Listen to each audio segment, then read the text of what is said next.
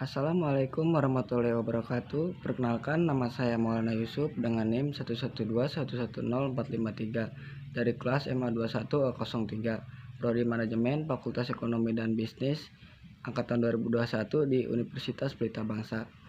Dalam pembahasan ini saya akan membahas tentang ekspor dan impor untuk memenuhi tugas mata kuliah Ekonomi Internasional. Langsung saja kita ke pembahasan.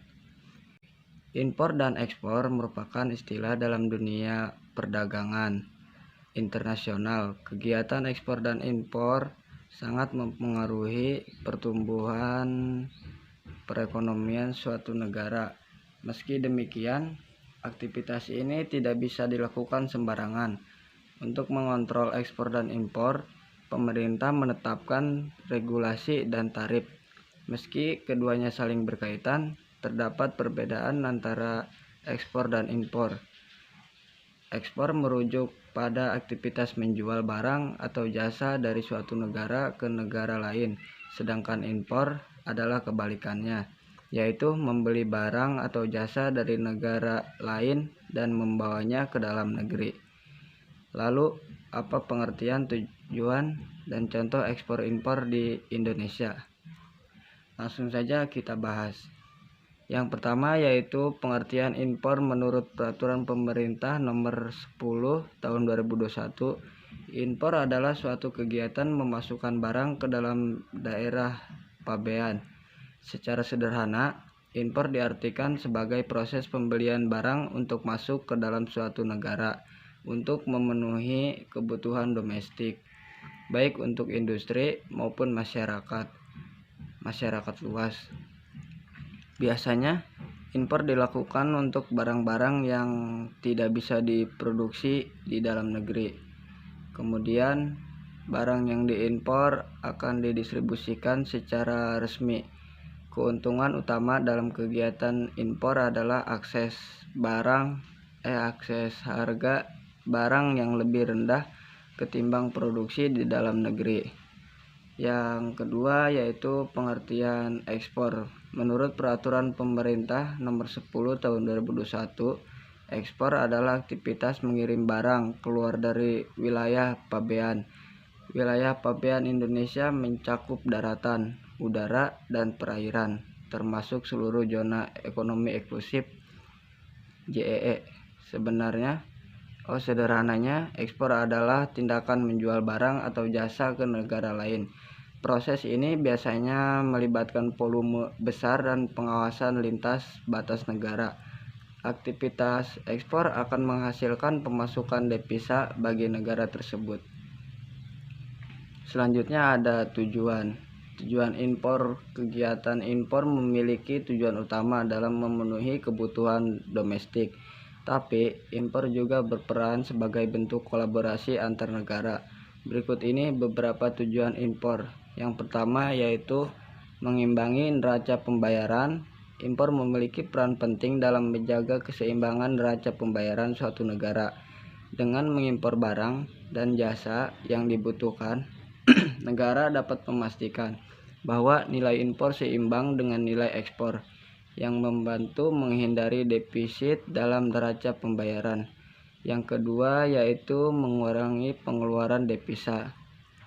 Selain itu, melalui impor, negara dapat mengurangi pengeluaran devisa untuk memenuhi kebutuhan domestik.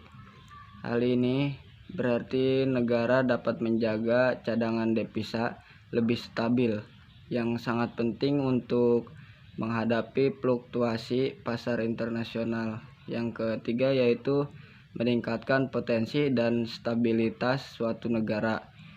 Impor berkontribusi meningkatkan potensi ekonomi suatu negara dan mendukung stabilitasnya melalui akses terhadap barang, teknologi, serta bahan baku yang dibutuhkan untuk pertumbuhan ekonomi yang berkelanjutan.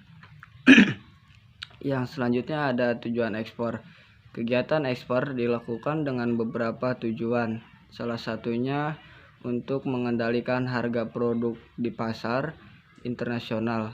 Berikut ini tujuan dan manfaat ekspor. Yang pertama yaitu mengatur harga produk. Sebuah negara yang terlibat dalam kegiatan ekspor mampu mengelola harga produk dengan lebih efektif. Hal ini disebabkan oleh kemampuan negara tersebut memanfaatkan surplus produksi komoditas tertentu. Akibatnya, harga produk itu menjadi lebih terkendali di pasar dalam negeri karena produksinya dapat dilakukan dengan mudah dan dalam jumlah cukup besar. Yang kedua yaitu meningkatkan devisa negara. Devisa merujuk pada nilai kekayaan dalam bentuk mata uang asing yang dimiliki suatu negara. Aktivitas ekspor memberikan peluang baru di pasar internasional yang dapat mendorong pertumbuhan pasar domestik, memperbanyak investasi asing, serta meningkatkan devisa negara. Yang ketiga yaitu penciptaan lapangan kerja. Secara tidak langsung, kegiatan ekspor dapat menciptakan lapangan kerja baru. Hal ini berarti ekspor juga memiliki potensi untuk mengurangi tingkat pengangguran dan kemiskinan. Contoh impor. Jenis barang impor biasanya berupa barang konsumsi atau barang jadi, barang modal, bahan baku, dan bahan penolong. Sebagai contoh, Indonesia rutin melakukan impor minyak dari negara-negara Timur Tengah setiap tahun. Indonesia juga melakukan kegiatan impor beras yang berasal dari negara-negara seperti Thailand, Vietnam, India, dan Pakistan.